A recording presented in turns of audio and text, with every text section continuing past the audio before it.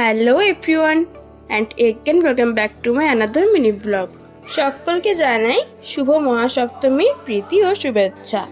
তো সকাল সকাল উঠে আমি এদিকে স্নান টান করে নিয়েছি আর এখন রেডি হচ্ছি, কারণ যাব ঘট আনতে। আসলে ব্যাপারটা হচ্ছে প্রত্যেকবারই আমাদের পাড়ার মণ্ডপ থেকে ওই 5:30 6টা নাগাদ যায় মায়ের ঘট আনতে, কিন্তু এই বছর আমাদের এই পাড়ার মণ্ডপ থেকে 108টা মঙ্গল ঘট বেরোচ্ছে।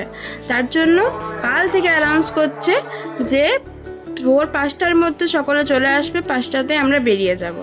আর আমার ঘুম ভেঙেছে ঠিক 5টা 10-এ।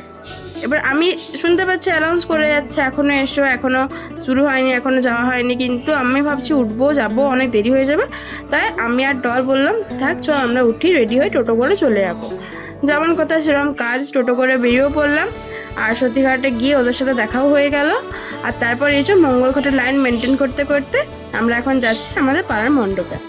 প্রচণ্ড পরিমাণে রোদ ছিল আর ডল প্রথমেই ছিল এই ব্যানারটি ধরে।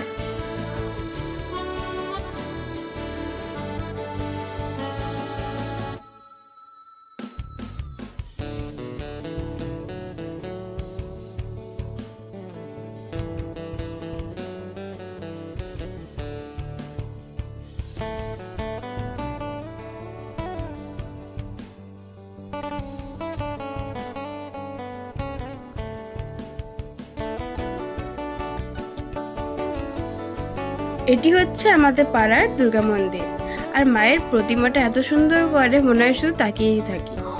তারপর আমরা বাড়ি চলে আসি, আর বাড়ি এসে মানে শেষ মুহূর্তে যেটা হয় টাচ আপ সেটা দিচ্ছি। মানে আমরা এতটাই ব্যস্ত, আমার রুমটাকেও ঠিকঠাকভাবে বাগাতে পারিনি আমি।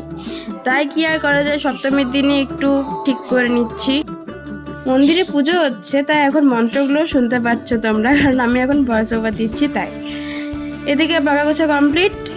আর তারপর মা বললো যায় একটু ঘর দিয়ে দুয়ারে, তাই এদিকে আমি তাই প্রস্তুতি নিচ্ছি।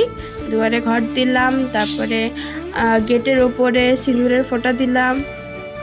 দেখতে থাকো তোমরা, আশা করি ভালো লাগবে।